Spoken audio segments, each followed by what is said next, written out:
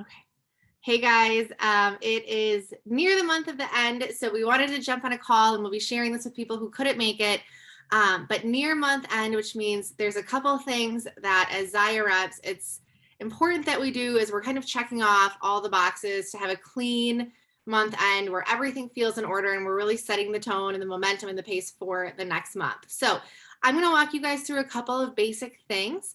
If you have questions, reach out to me, reach out to your sponsor, but we can kind of walk through them and make sure that you feel situated. It's a lot at first, so if you feel overwhelmed, that is okay. But just take it step by step, and next month it'll be a breeze. So first, I always like to go through the main three numbers. So you're going to hear this a lot. You're going to see on the team pages, check your three main numbers. Like these three key numbers are something that you want to be aware of at month end for your own personal business. If you're leading a team, I would look and try to help make sure your team understands this too. So the first one is 200 QPV.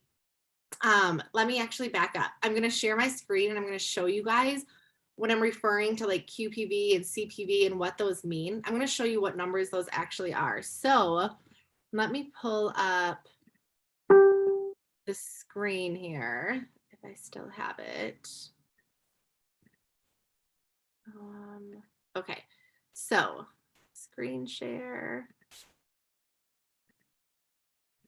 All right. So this is an example of a back office. And what this is going to show you is obviously up here, your name, your title. If you do rank advance, that title usually doesn't like update until a couple days into the next month. Up here is your lifetime or your all-time personal volume. Remember that this number will never start over. This number is from when you start as a Zaya rep, it just continues to grow and grow. So in this case, it's September 29th. So in 2 days from now, on October 1st, this number is going to continue to remain what your lifetime volume is. So every single thing you sell just builds up on this mountain of a number. These three numbers down here will start over each month.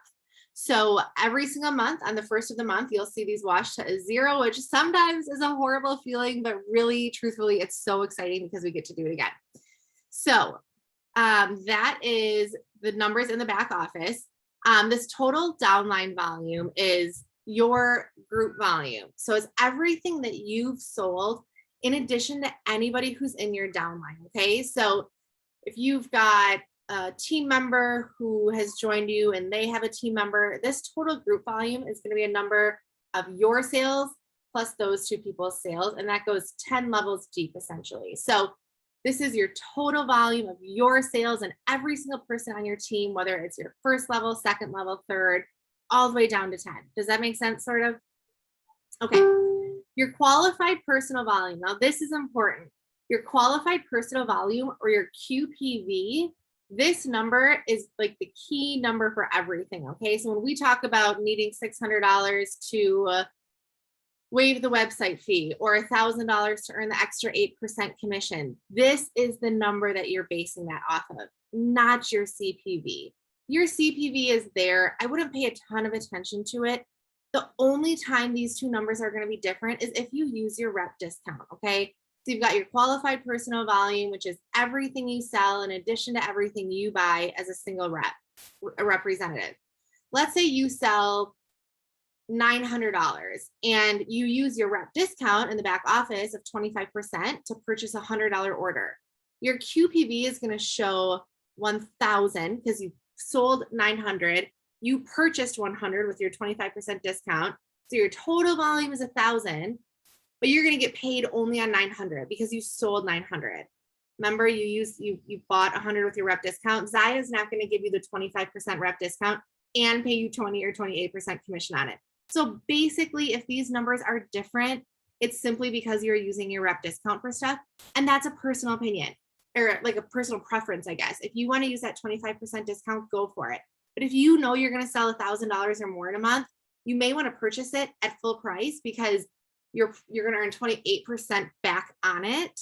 In addition to the fact that you can use those purchases towards events and rewards. So if I have a $100 purchase, like today, I bought a couple new things. Let's say it was $110. I bought it at full price because I know this month I'm going to make 28% commission because I'm over $1,000 QPV. And I placed that $120 order or whatever under an event. So that's upping my reward levels so that I can get half off and free stuff in the future so I can redeem the rewards. So when we talk about the three main numbers, which are 200, 600, and 1000 every single month, it is based on this QPV. So for example, you need 200 QPV to be eligible for your paycheck. So Zai is basically saying you have to have at least $200 in QPV to be eligible for your commissions. And if you have under 200, you're really not making commission anyways. That's just to keep people accountable so they're not making a bunch of money on their team and never showing up. So in order to qualify for your paycheck, it needs to be 200 QPV. 600 QPV is going to waive that $15 website fee. If you're a new rep, you get that fee waived for the first 2 months regardless. After that, in that third month, the $15 fee starts to kick in. But if this number right here, your total sales and anything you bought with your rep discount, this QPV number is at 600 or higher, Zai is going to say, hey, we waived that $15 fee. Don't worry about it. And then 1000 QPV is the big one. When this number, regardless of what this is, when this number is 1000 or higher, you guys are going to earn an extra 8% on your commission check. So if you're at like $940 and you're like, oh, I'm just not going to hit the 1000 this month. Well, when you hit the 1000, you get an extra $80 in commission. So maybe it makes sense if you're at $940, maybe it makes sense to buy something for 60 to get to 1000 because your paycheck's going to go up 80. So basically you got a free item for 60 bucks plus your paycheck, you're going to net $20 on your paycheck. Does that make sense? Okay, awesome. So when I talk about 200, 600, and 1000 at month end, you guys are going to hear that a lot. Okay, you're going to hear that. Check your numbers for 200, 600, and 1000. That's based off that QPV number right in the middle. And month end is literally right at midnight. So don't miss it. So those are basically our sales checklist. The second is check your monthly orders. So if you have any orders that maybe are in your shopping cart, if you have an order in a shopping cart, you need to email customer service and have them move that to an event. How that happens is somebody might go onto your website and do the click here if your shopping is not related to an event. So they just go on, they buy something for themselves, end of story. And it's a shopping cart order. That order isn't going towards any parties. So it's not helping you get rewards anywhere. So I always go in my back office and I'll show you guys in 1 second. And I look for my order history of this month and I make sure that I don't have any shopping cart orders. And if I do, I email customer service ASAP. They're often busy on the last day of the month. So I try to email them right away, maybe like 2 or 3 days before month end and say, hey, can you move this shopping cart order to this event number? So it's captured and it's going towards rewards. Otherwise it doesn't. I've had it happen where I've missed it. It's not the end of the world, but if you can bank up rewards, you definitely want to.